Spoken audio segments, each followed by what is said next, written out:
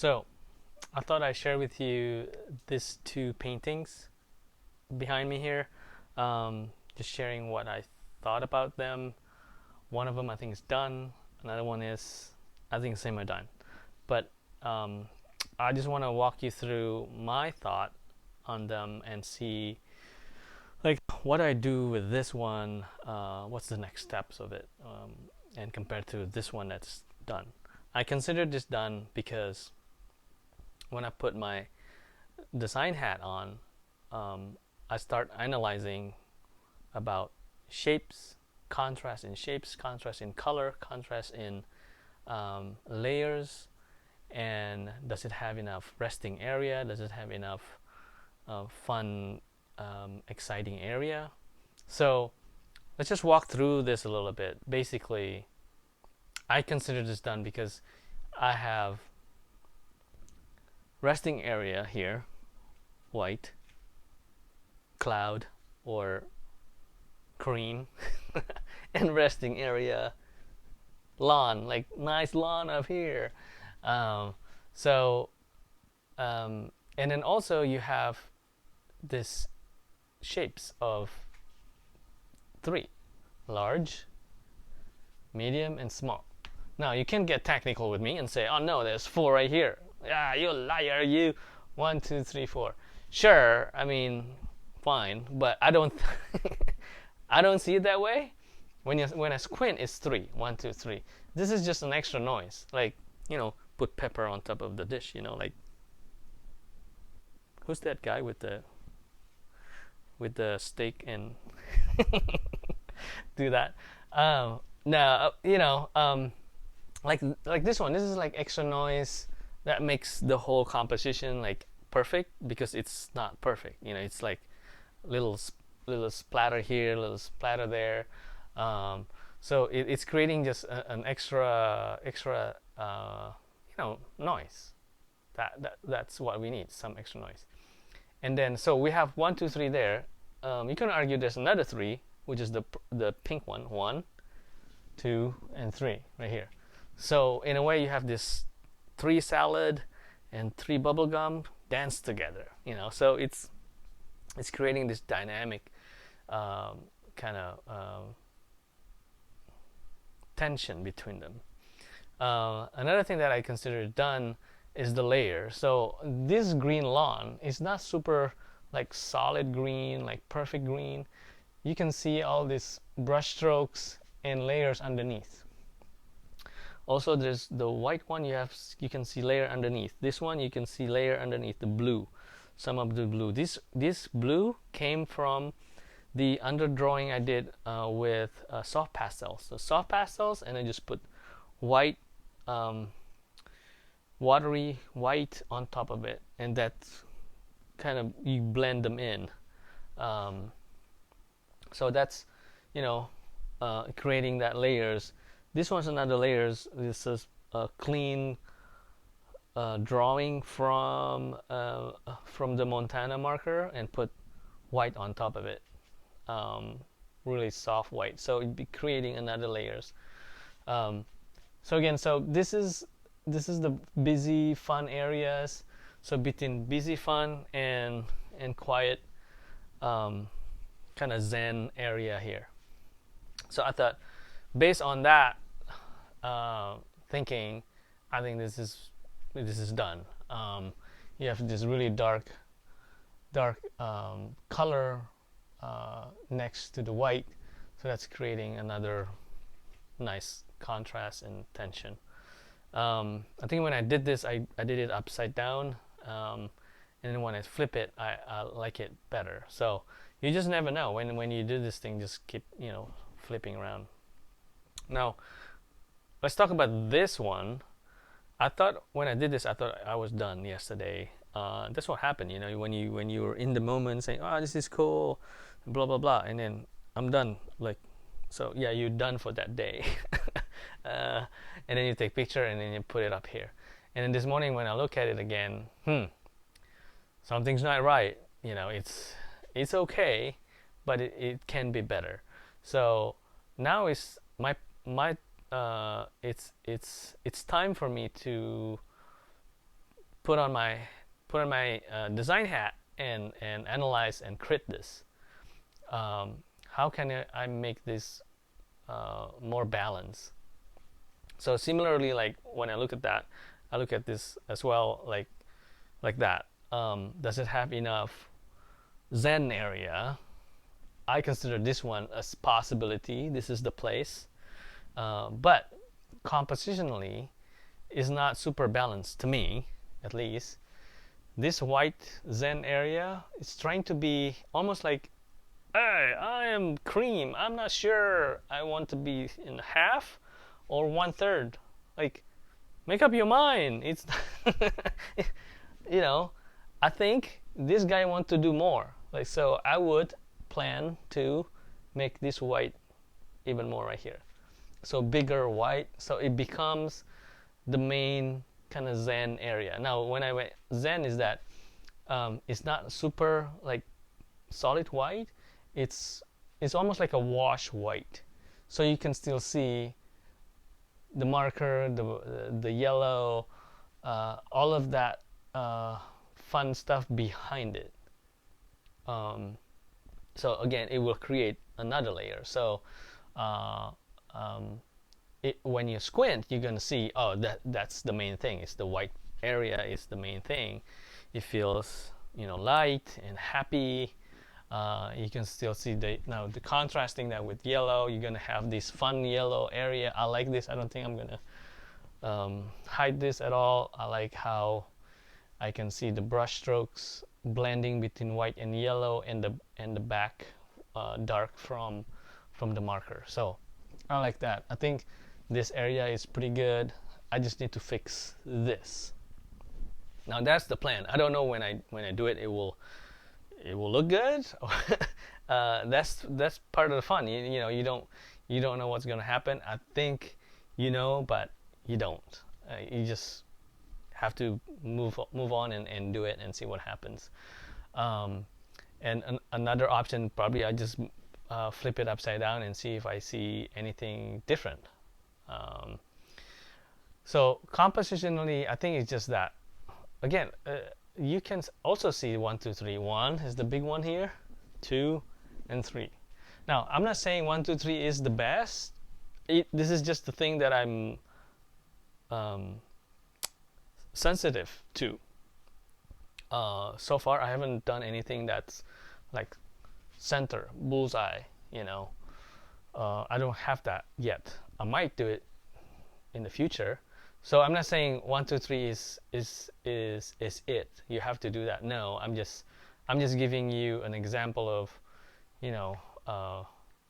different moves that you can use. Like you can do center, you can do off center, but don't be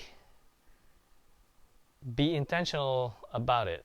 Know that moves. Know the reason why you do that. And you have you have an awareness of different moves that you can do, just like dancing. You have different moves and you can use them, type of thing. So let's see. So that's the the shape. Color wise, if you squint, this is not bad already. It's kind of harmonized. When I say harmonized, is that sometimes I accidentally harmonizing them. Sometimes I use dirty brush from before. Let's say I have yellow. Instead of washing it, I just dab it into using my my blue towel, paper towel, and I continue to different color. Let's say in this case white, and this white has yellow to it. That becomes accidental harmonizing. Similarly, when I do this green and pink on top of the yellow, well, that's because wet on wet, so you it'll become blend into the yellow. So you have most of the paint has yellow to it, and harmonizing that way, it's kind of cool because I don't have to think too much. I just go with the gut, go with it. don't have enough time, just go with it and see what happens. So this is what happened when I just double dip and do it like that. You will find this muddy color, and muddy color can be a friend, because now you have an opportunity to put like splatter white or more pure white on top, even not pure white, just a little bit brighter green or brighter pink on top of this. It will pop. So you're creating this under paintings that's kind of ready, to ready for another brighter paint on top of it. um, so that's how, yeah, I usually mixing, or yeah, mixing my paint that way, mixing on this thing. uh, Also, if you notice, sometimes, well, I guess most of the time, if I do, say, um, this bright blue, right? I did bright blue here. I usually add, let's say this is big uh, shape or medium shape right here. I sometimes move to a different spot to balance that. So here, and then I did this one. So you have this large and small, or medium and small spot in there. Sometimes I do another one up here, so it's like a triangle, 1 2 3. But I don't feel I need to do that here, because the majority of this painting is more of a yellowish painting. And then the blue becomes the chili pepper on top, like, or cherry on top. Wait, is there blue cherry or blue chili, blue something, on top of this dish, like creating this excitement on top. But you don't need a lot, it's just small pieces. I did this bigger right here, and then I cover it up because I felt like it was too big or too perfect at that point. So the white on top makes the green, the blue unperfect, imperfect. My English is a mess. Anyways, yeah. So I think that's about it. I'm trying to think of anything else I need to bring it up, but basically, yeah. Try to create your own work. Hopefully, that's a good example of of how I think about them, how I think when it's done, when it's not done, and what I would do about it. Again, I'm the things that I said to you just now is I don't usually think about it a lot that way, at least not in my head. I would just kind of do it. uh, but explaining to you is interesting. It makes it I don't know, I think it's good. Yeah, I like it. I like explaining it that way. It's not a perfect explanation, but it's an explanation. Hopefully that's helpful for you. Um, and yeah, I was gonna say about practice.